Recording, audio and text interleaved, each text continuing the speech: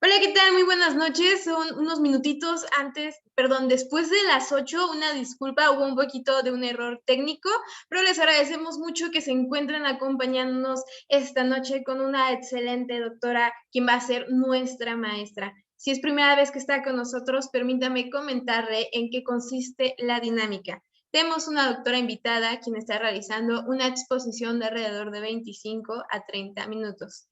Terminando dicha exposición, tendremos la intervención de nuestro doctor mentor, que vamos a confirmar un poquito más adelante su asistencia, ya que surgió un asunto con sus consultas y no estamos 100% seguros de que nos puedan acompañar esta noche, pero estoy segura que la doctora Diana le dará el crédito que se merece al doctor mentor de la noche en caso de que no se encuentre con nosotros hoy. También me gustaría recordarles que tenemos dos maneras en las que usted nos puede estar viendo en vivo. En caso de que nos esté viendo por Zoom y quiera preguntar, comentar o felicitar, pueden hacerlo en la parte del chat o de preguntas y respuestas. He visto últimamente que hacen mucho la interacción de levantar la mano, así que cuando levantamos la mano no tengo manera de tener comunicación a no ser que lo hagan por medio del chat. Doctor, ya lo vi, ahorita le doy acceso. Entonces, sí, ahorita ya lo vi, doctor. Qué bueno que sí nos alcanzó a acompañar. Ahorita le damos el acceso. Entonces, si quieren preguntar o comentar, hay que hacerlo por la parte del chat. Si por lo contrario nos están viendo por Facebook y también quieren preguntar o comentar, pueden hacerlo la parte de comentarios, o si solamente gustan poner un me encanta o un me gusta, pues también se entiende y son súper bienvenidos. Vamos a terminar el webinario con conclusiones de ambos doctores. Pero antes de comenzar, me gustaría recordarles que nos encuentran en Facebook y en Instagram como La Voz de Residente. Tenemos diferentes especialidades a lo largo de la semana. Usted decide qué es lo que quiere ver o qué es lo que quiere aprender. También le recordamos que los lunes y los miércoles tenemos teoría del caso y masterclass. Nos encuentran en YouTube como Medical Legal Center. Pero voy a presentarles a quien realmente vienen a escuchar esta noche. Ella es R4 de doctora, nefrología pediátrica de la Benemérita Universidad Autónoma de Puebla. Ya le estaba quitando su especialidad, discúlpeme, la doctora Diana Jocelyn Díaz Méndez. Buenas noches, doctora Diana. Ay, perdón por quitarle su especialidad. No, no te preocupes. Muy bien, doctor Ángel, enseguida le doy ahorita la entrada.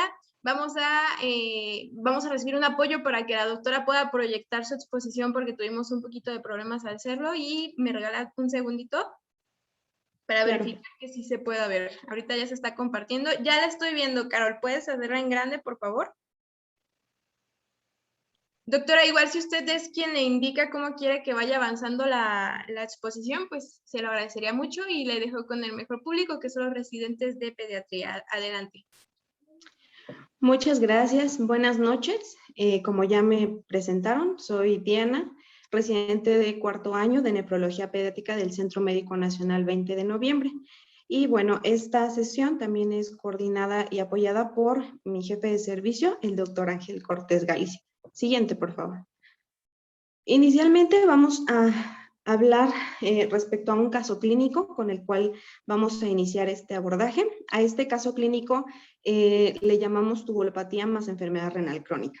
Se trata de un paciente masculino de 3 años de edad. Este paciente solamente dentro de la descripción del padecimiento actual nos refiere un cuadro de poliuria y polidipsia de 1 año de evolución. Tiene antecedente de una hermana de 5 años con ya diagnóstico de síndrome de Fanconi. A la exploración física encontramos un estado de subhidratación, así como hipoacusia central profunda. Y bueno, el estado de neurodesarrollo es normal y también presencia de talla baja. Siguiente.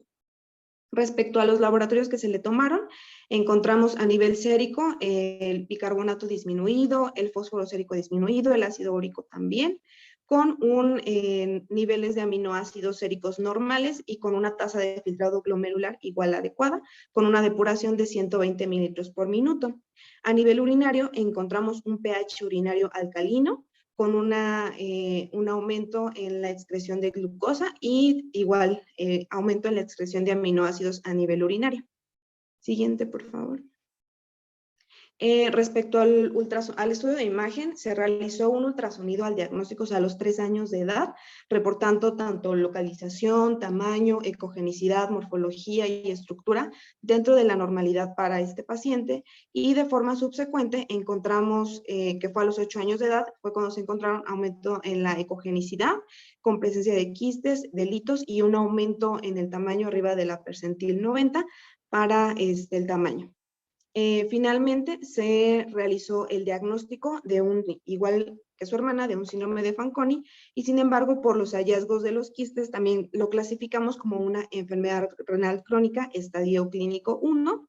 Y bueno, dentro del tratamiento hay que recordar que este tipo de patologías, como hay una pérdida urinaria de todos los metabolitos que se reabsorben a nivel del túbulo contorneado proximal, entonces la terapia o el tratamiento es la sustitución de estos mismos con citratos, fosfatos y vitamina D, así como una dieta balanceada, y bueno, tomar en cuenta como blanco terapéutico, dependiendo del nivel de la altura del mar, el blanco terapéutico a nivel del bicarbonato. Siguiente, por favor. Y bueno, los objetivos de esta charla es, en primer lugar, hablar un poquito de la fisiología respecto a la acidificación y los mecanismos de acidificación urinaria, a los tipos de tubulopatías, cómo se clasifican y de qué depende esta clasificación, cuáles son las más frecuentes, cómo se realiza el abordaje, los diagnósticos diferenciales y el tratamiento disponible. Siguiente. Siguiente. Bueno, rápidamente, recordando nuestras clases de química de la secundaria, hay que recordar que un ácido es aquella sustancia que acepta protones y aquella base es aquella sustancia que dona protones. Tenemos diferentes buffer o amortiguadores fisiológicos en el cuerpo humano, los cuales se encargan, dependiendo si hay una modificación en cuanto a las bases o a los ácidos, para una modificación del pH. Y bueno, hay dos mecanismos de compensación que recibe el cuerpo humano. Hay que recordar que el pH que se maneja fisiológicamente va del rango de 7.35 a 7.45. Al haber alguna modificación, el primer mecanismo de compensación que actúa de forma aguda en las primeras 24 horas es el mecanismo respiratorio, y de forma subaguda, por así decirlo, de las 36 hasta 48 horas posteriores, puede actuar la función renal para amortiguar y volver a intentar de normalizar nuevamente este pH al pH fisiológico. Siguiente, por favor. Bueno, en este pequeño esquema nos va a ayudar a ejemplificar por qué es la letanía de todas las acidosis tubulares renales. Entonces, el equilibrio eléctrico es aquel, pues redundando, es aquel equilibrio o aquel número o balance que hay entre aniones y cationes que tenemos en el cuerpo humano. Hay que recordar que el principal catión que hay extracelularmente es el sodio, y en menor proporción tenemos el potasio, el calcio y el magnesio. Sin embargo, que estos no se toman tanto en cuenta pues para este equilibrio eléctrico. Y respecto a los aniones, el que hay de mayor proporción es el cloro, que junto con el bicarbonato y otro tipo de aniones, que son aniones orgánicos e inorgánicos, nos ayudan a mantener este equilibrio eléctrico. Hay que recordar también el cálculo del anión gap, que obviamente vamos a tomar en cuenta principalmente el sodio como el principal catión, como ya les había dicho, extracelular, y pues es la suma de estos aniones con estos cationes, y la proporción normal varía en cuanto a la bibliografía. En algunos lados se maneja de 10 más menos 5, en otros de 12 más menos 3 o más menos 4. Siguiente, por favor. Y bueno, siguiente. Respecto a la homeostasis del ácido base, hay que tomar en cuenta en primer lugar la reabsorción del bicarbonato. El bicarbonato normalmente, como les había mencionado, es el principal buffer del cuerpo humano, que su función es a nivel renal. El principal sitio donde se reabsorbe el bicarbonato es a nivel del túbulo contorneado proximal, que es en el 80%. En segundo lugar tenemos en la rama ascendente gruesa del asa de Henle en el 15%, y por último en el túbulo colector el 5% aproximadamente. Hay que tomar en cuenta como estos dos sitios, tanto el túbulo contorneado proximal como el túbulo colector, ya que estos son los sitios donde ocurren estas alteraciones principalmente de tubulopatías. Siguiente. Bueno, vamos a ubicarnos un poquito en respecto a la anatomía, por así decirlo, microscópica del riñón. Entonces, aquí tenemos o estamos ubicados o hicimos un zoom al túbulo contorneado proximal. Entonces, vemos el cuadrito amarillo es la célula. Lo que está a la izquierda de esa célula, viéndolo de frente, lo vamos a llamar o lo vamos a manejar como luminal, ya que es la pared que da hacia la luz del túbulo. El túbulo proximal tiene características muy específicas, ya que en esta porción apical tiene un aumento de la superficie que va a ser dada por microvellosidades, que eso va a ayudar a que ahí, específicamente en el túbulo proximal, se reabsorban la mayor cantidad tanto de electrolitos, de sustancias, de aminoácidos, ¿no? De glucosa, que llegan del ultrafiltrado a nivel glomerular. Entonces, el túbulo proximal es el sitio donde se reabsorbe el mayor número de sustancias que hay en el riñón. En la porción derecha tenemos este tubito que se los puse rosa, que a este tubito es un vaso sanguíneo, y esta porción de la célula tubular le vamos a llamar porción basal o vasolateral, que, bueno, todo lo que llega hacia ese lado se va hacia el torrente sanguíneo. Parte de esta reabsorción del bicarbonato va a depender dos tipos de enzimas, que son las anidrasas carbónicas, ya ampliamente conocidas. Igual nuevamente, como su nombre lo dice, la anidrasa carbónica tipo 4 o luminal es la que se va a encargar en la luz del túbulo de deshidratar el ácido carbónico para formar agua y CO2 que nuevamente va a difundir a través de la aquaporina intracelularmente, donde por medio de la anidrasa carbónica tipo 2 va a hidratar el CO2 para formar bicarbonato, que a su vez se va a transportar por medio del cotransportador sodio-bicarbonato, que es el NBC1, hacia el torrente sanguíneo, pues para mantener una homeostasis ácido-base. También es importante mencionar aquí que parte de los transportadores, el que va a ayudar a sacar extracelularmente este hidrogenión que va a unirlo con el bicarbonato y formar ácido carbónico, es el transportador NH3 y 8, que va a variar la localización o el tipo de si es 3 o es 8, si es en lactante o es en adulto. Siguiente, por favor. Y bueno, en cuanto al asa de Henle, no hice alguna especificación, ya que ocurre muy similar al túbulo contorneado proximal.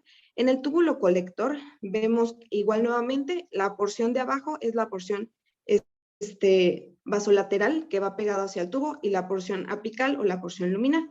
Siguiente, por favor.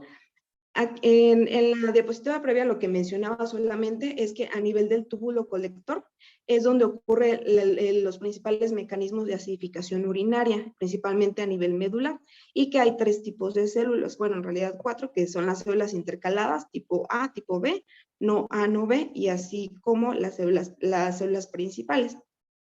En la que vamos a hacer mayor especificación es en la célula intercalada tipo A, que, bueno, aquí lo importante es que vamos a encontrar 2 transportadores que van a localizar tanto en la porción apical como en la porción vasolateral, que es la glucoproteína resus, que se va a encargar del transporte del amoníaco para formar, junto con los protones, amonio. Y es una forma también, es un buffer que también, por el cual también nos va a ayudar a mantener un pH adecuado. Y otro transportador que es importante mencionarlo es el contratransportador AE2, que se va a encargar de movilizar o ingresar hacia la célula de la porción vasolateral el cloro y va a mandar al torrente sanguíneo el bicarbonato. Siguiente, por favor. Siguiente, por favor. Siguiente, por favor. Pueden cambiar, gracias. Y bueno, por último, siguiente, por favor, otro mecanismo que nos va a ayudar a mantener esa homeostasis del ácido base es la formación de bicarbonato o la producción de bicarbonato, y esto es a través del metabolismo del amoníaco. Respecto al amoníaco, que es el NH3, se va a formar a través de la glutamina. La glutamina es un aminoácido que proviene a partir de diferentes alimentos ricos en proteína, ya sea de origen animal u origen vegetal, y a través de diferentes rutas va a generar tanto bicarbonato como amoníaco para igual favorecer por diferentes mecanismos tanto la acidificación como la excreción de ácidos. Siguiente, por favor. Y bueno, ya entrando, siguiente, en la acidosis tubular. Siguiente. Como ya les había mencionado, si hacemos cuentas de todo ese bicarbonato que se reabsorbe a nivel tubular, 80% a nivel proximal, 15% a nivel de la rama ascendente gruesa del asa de Henle y 5% a nivel del túbulo colector, nos da un 100%. Entonces, ¿cuánto debe de haber de bicarbonato a nivel urinario? Fisiológicamente, nada. Va a haber diferentes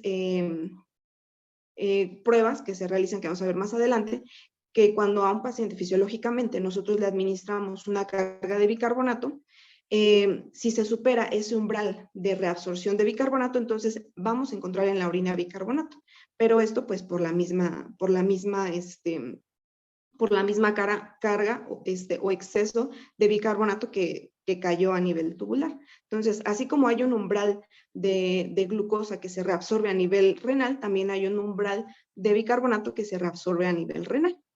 Básicamente, lo que vamos a ver respecto a la fisiopatología de las tubulopatías es que hay algo que está alterando el pH sérico que tiene que ver a nivel renal, ya sea por un aumento en la excreción de bicarbonato, que eso es patológico, y una disminución en la excreción de hidrogeniones, que va a inhibir que haya a nivel urinario y por lo tanto se van a acumular a nivel sérico. Siguiente, por favor. Y bueno, tenemos la clasificación que pues seguramente todos conocemos, que hay 4 tipos. La acidosis tubular renal tipo 1, que normalmente también la llamamos acidosis tubular renal distal. La ATR tipo 2, que es la proximal, que realmente pues la única diferencia, o se llamaron así, es porque se documentó primero la distal, luego la proximal. La acidosis tubular renal tipo 3, que es mixta, o sea, tiene trastornos de ambos tipos, y la acidosis tubular renal tipo 4, que tiene que ver con una alteración en la aldosterona. Vamos a ahondar más en las acidosis tubulares renales tipo 1 y tipo 2. Y bueno, también hay que recordar que va a haber causas primarias como secundarias que van a ocasionar alteraciones tubulares. Respecto a las primarias, pues normalmente son asociadas a alguna alteración en la transcripción de los diferentes transportadores. Aquí los que vamos a ahondar más, o los que normalmente están afectados, es el transportador NBC1, que hay que recordar que se localizaba en la porción vasolateral del túbulo proximal y que se encargaba de mandar hacia el torrente sanguíneo el bicarbonato. Y pues la alteración en el gen es el SLC4A4, que bueno, eso no me interesa que se lo sepan. El punto es que aquí hay una alteración a nivel de ese transportador. Y en el caso de la distal, está asociado al transportador que les encerré, que es el AE1, que hay una alteración en ese contratransportador que es cloro bicarbonato. En este caso, pues obviamente son alteraciones primarias, como ya les había dicho, por una alteración en la transcripción y la formación. Son transportadores que están defectuosos. Vamos a ver que en algunos casos solamente hay alguna alteración en la acidificación urinaria o puede haber una disfunción tubular generalizada. Recordando que en el túbulo proximal es donde hay mayor reabsorción de sustancias, iones, aminoácidos. Entonces, pues aquí es donde hay una afección cuando se integra el síndrome de Fanconi, que era lo referente a nuestro paciente del cuadro clínico que les habíamos mencionado al inicio. Y bueno, la mixta normalmente se asocia a alguna alteración en la transcripción de la anhidrasa carbónica tipo 2. Siguiente. Y bueno, respecto al espectro clínico, vamos a ver que en aquellas alteraciones que son primarias o genéticas van mayormente asociadas a diferentes síndromes, a diferencia de aquellas alteraciones que son pues secundarias. Vamos a ver que como tal, las alteraciones primarias son muy poco frecuentes, no hay como tal una incidencia actual respecto a las tubulopatías puras, por así decirlo, o por alteraciones de la transcripción de estos transportadores, pero sí es más comúnmente encontrar esas tubulopatías secundarias a alguna alteración a nivel renal. Siguiente, por favor. Y bueno, el cuadro clínico va a ir guiado dependiendo hacia el paciente lo encontramos compensado o descompensado. Obviamente el espectro clínico de un paciente que está descompensado es aquel paciente que está inestable, que tiene taquicardia, que tiene incluso hasta como pareciera como datos de choque por la vasodilatación, vasoconstricción, elevación de los reactantes de fase aguda, y esto por un estado de acidosis descompensada. A diferencia de un estado de acidosis crónica, que pues normalmente va asociado más en aquellos pacientes que tienen alteración en el crecimiento, y esto por inhibición del factor de crecimiento similar a la insulina, por el mismo estado de acidosis crónica. En el caso de los pacientes, el espectro clínico por el cual nosotros sospechamos que el paciente cursa o pudiera cursar antes de realizar nuestros estudios de extensión es que el paciente presente de forma crónica pues un estado de subhidratación, episodios de diarrea o de vómito y asociados a una talla baja. Esos son pacientes pues obviamente que están compensados. En aquellos que están descompensados incluso pudieran confundirse con un cuadro a lo mejor de choque séptico. Y entonces pues los tratan diferente, ¿no? Siguiente, por favor.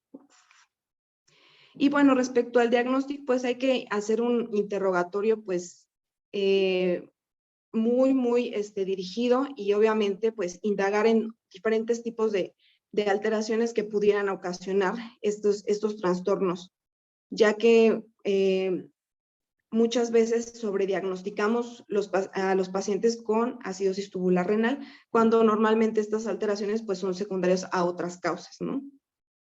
La exploración física, es importante ver el estado de hidratación del paciente, así como pues obviamente determinar la talla que debería de tener para esa edad. Los estudios de laboratorio, pues se recomienda una gasometría, la cual puede ser venosa, de preferencia sin realizar torniquete, que el paciente obviamente no esté llorando, porque eso va a generar una alteración o una disfunción en la determinación. Y hay que recordar que realmente en una gasometría lo que medimos es el pH y el CO2, y a través de la ecuación de Henderson-Hasselbalch, que igual lo vimos en bioquímica, nos ayuda a determinar la concentración de bicarbonato. Este bicarbonato, como les había mencionado, hay que ajustarlo dependiendo de la altura sobre el nivel del mar, de la presión atmosférica, ya que modifica en la Ciudad de México y a la altura sobre el nivel del mar. Entonces, esto va a depender de dónde nos encontremos. Hay diferentes, hay un par de artículos que son del Centro Médico Nacional La Raza, donde realizan estos estudios y realizan tablas respecto a las concentraciones de CO2 esperada y de bicarbonato esperada para la altura sobre el nivel del mar. Y también la determinación del anion gap, para ver en dónde está ese desequilibrio de aniones y cationes.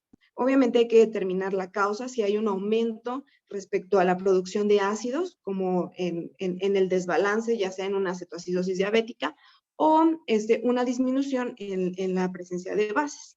Siguiente, por favor.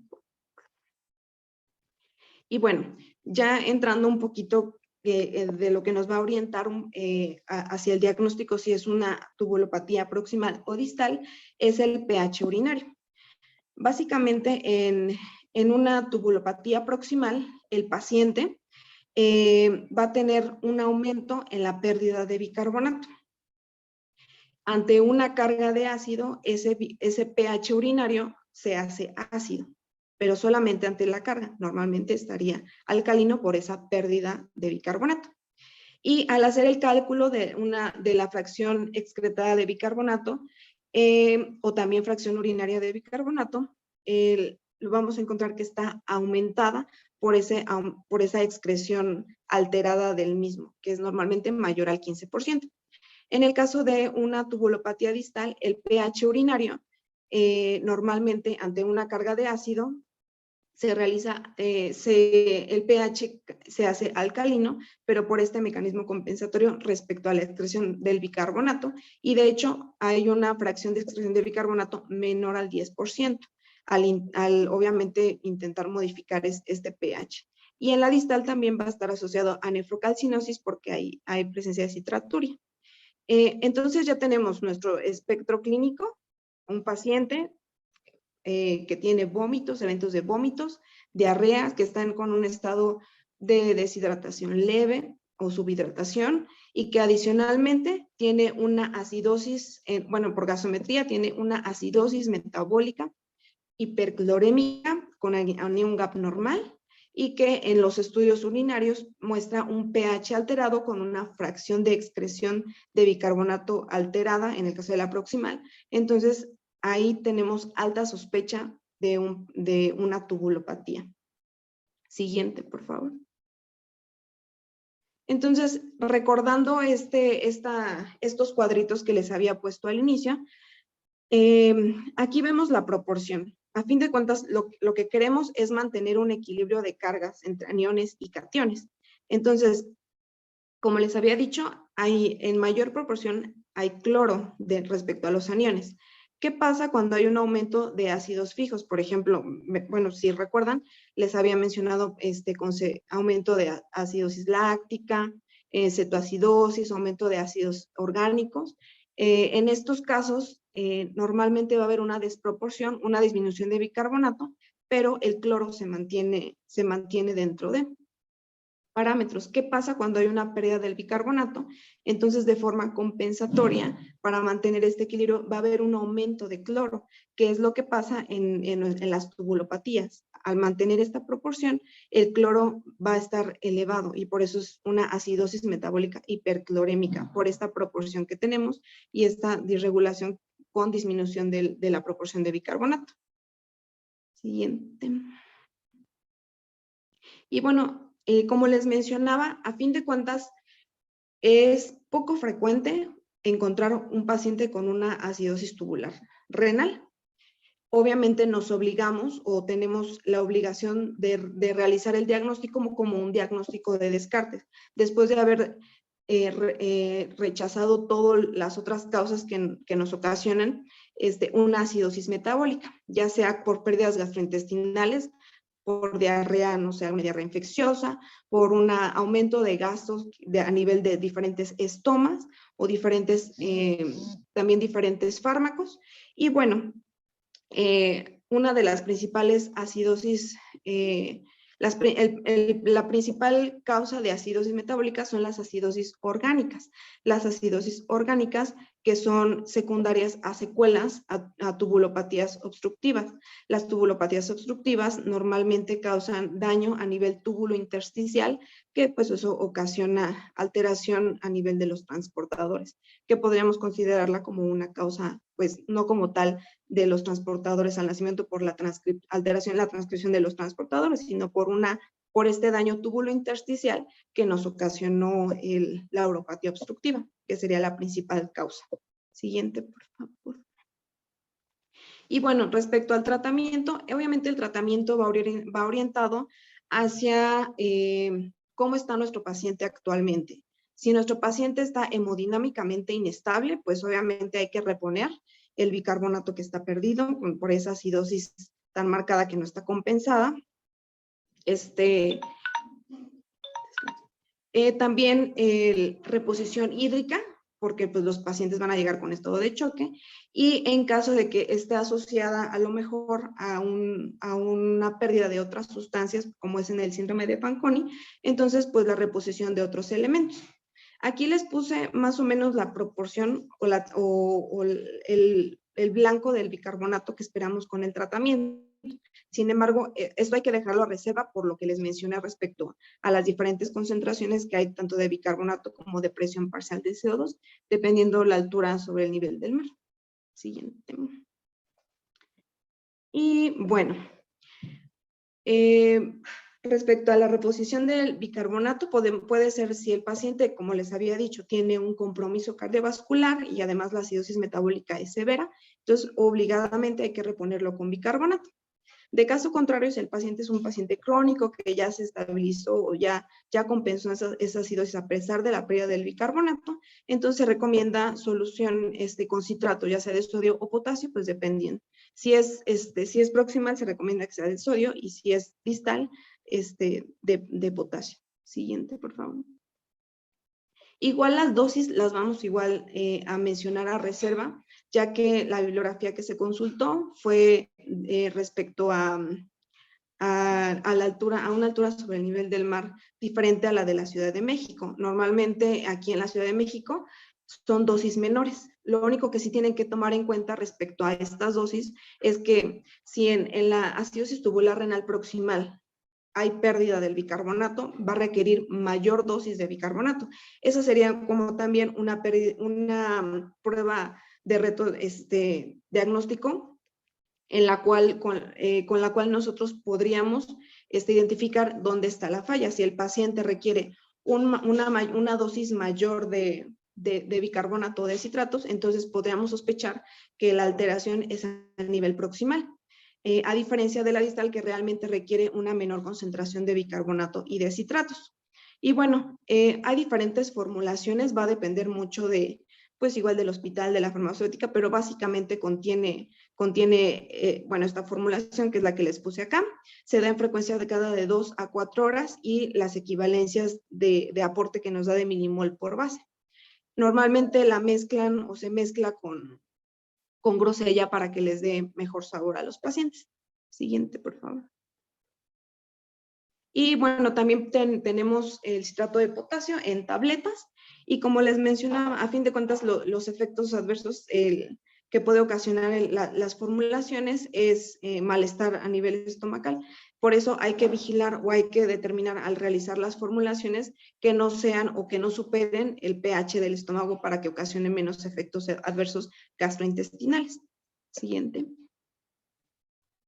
Y bueno, la famosa solución de Scholl, que igual tiene ácido cítrico, citrato de sodio, y esa es la equivalencia, que son 12 miliequivalentes de base. Y como les mencionaba, la dosis va a ir determinada dependiendo de si es una acidosis tubular proximal o distal. Siguiente. Y siguiente sería todo. Muy bien, doctoras, muchas gracias. Caro, gracias, es lo que iba a pedir. Muchas gracias, doctora Diana. Ahora me gustaría dirigirme al público. Si tienen alguna duda, comentario, quieren mandar saludos, lo que ustedes gusten, pueden escribirlo en la parte de abajo del chat, en caso de que nos vean por Zoom, y en Facebook en la parte de comentarios. Ahora le voy a ceder la voz a nuestro doctor mentor de esta noche, egresado del Instituto Nacional de Pediatría, jefe del Servicio Nefrología Pediátrica del Centro Médico Nacional 20 de noviembre, el doctor Ángel Cortés. Buenas noches, doctor Ángel. Gracias por acompañarnos. ¿Sería tan amable de complementar la plática, dar sus comentarios? Buenas noches. Antes que nada, gracias a ustedes por la invitación. Y quiero felicitar antes que nada a la doctora Diana por su excelente presentación, y dado que abarcó de manera excelente todo el tema completo y perfectamente bien resumido. A esto, bueno, yo le quisiera sumar algunos aspectos prácticos. Como ustedes vieron, el diagnóstico de acidosis tubular renal es muy fácil entenderlo con todos esos elementos que les aportó la doctora. Para fines prácticos, el diagnóstico se establece cuando encontramos acidosis metabólica con la hipercloremia y con una incapacidad para la acidificación máxima del riñón. Si nosotros encontramos una orina alcalina con un pH mayor de 5.5, el diagnóstico está hecho. No necesitamos más elementos para establecer el diagnóstico. Ya ahí demostramos que hay una incapacidad para la acidificación en condiciones de acidosis. Entonces el diagnóstico es muy fácil, pero en la actualidad tenemos un grave problema en cuanto a la interpretación de los valores normales de bicarbonato sérico. Hace algunos años hubo un exceso de diagnósticos, un sobrediagnóstico de la acidosis tubular renal, dado que no se tomaba en cuenta que los valores a 2,000 metros de altura de la ciudad, en la Ciudad de México, el valor de bicarbonato es mucho más bajo que a nivel del mar. Recuerden ustedes que la mayoría de las publicaciones y de los libros tienen los valores de referencia a nivel del mar. A la altura de la Ciudad de México, estos valores son menores. De tal forma que retomo las palabras de la doctora y los invitamos a que tomen como valores de referencia los valores de bicarbonato que ha establecido el Instituto Nacional de Enfermedades Respiratorias o los que ha investigado el Centro Médico Nacional La Raza. Los valores de referencia para la altura de la Ciudad de México son mucho menores. Entonces, uno de los aspectos muy, muy importantes de estos pacientes, en las acidosis tubulares renales, donde la proximal, donde el bicarbonato se pierde, en términos generales son acidosis tubulares donde el niño no crece, el niño está estable, el diagnóstico prácticamente no es muy sintomático el paciente. Llega a su umbral, digamos, el niño tiene, como lo comentó la doctora, llega a su umbral de 17 y de ahí ya no baja. El niño ya no pierde más bicarbonato, está ahí, aunque tiene toda la sintomatología que les comentó la doctora. La acidosis tubular de tipo distal, que es en la que hay incapacidad para eliminar los hidrogeniones, esas tienen una característica muy peculiar. Su acidosis siempre va a ser sumatoria. ¿Qué quiere decir esto? Que se van acumulando los ácidos grasos a lo largo del tiempo y cuando debutan de manera muy aparatosa.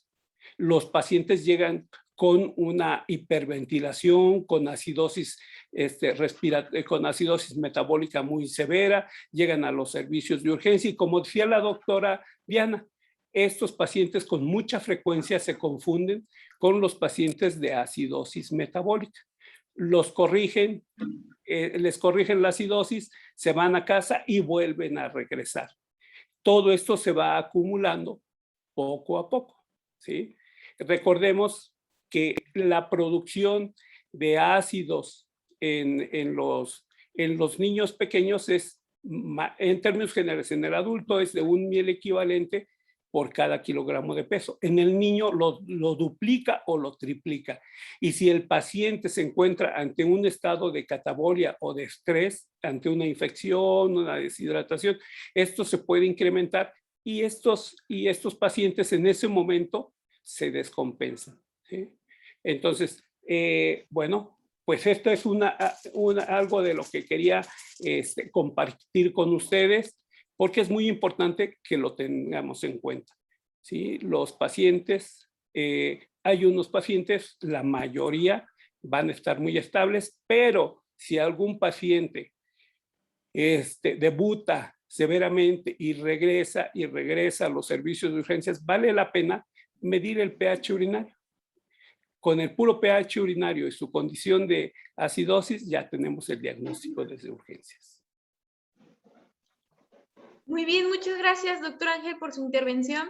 De los comentarios que estoy viendo de los doctores que nos están viendo son felicitaciones y saludos, así que eso se los puedo leer al último, doctora. Igual, si gusta, ya voy a empezar para que me regale su conclusión, doctora Diana. Bueno, como conclusión respecto al tema, que también haciendo énfasis en lo que mencionó el doctor Cortés, es que hay que vigilar, a fin de cuentas, el diagnóstico de una acidosis tubular renal comúnmente es por descarte. ya que la incidencia es baja. Y como mencionó el doctor, como mecanismo compensatorio, cuando hay un estado de acidosis, el cuerpo humano lo que normalmente hace es tirar más ácido. En este tipo de patologías no lo hace. Entonces, se espera con un pH sérico urinario ácido, se espera un pH urinario también ácido. Y en estas patologías no ocurre así. Entonces, por lo tanto, pues hay que sospecharlo. Y obviamente que se les quede respecto al cuadro clínico, la talla baja, que es importante, el estado de deshidratación leve, pacientes con poliuria, con polidipsia, que cursan con eventos de diarreas y de vómitos. Muy bien, doctora Diana, muchas gracias. Doctor Ángel, ¿me regala conclusiones o comentarios que quiera regalar para los residentes? Muy bien.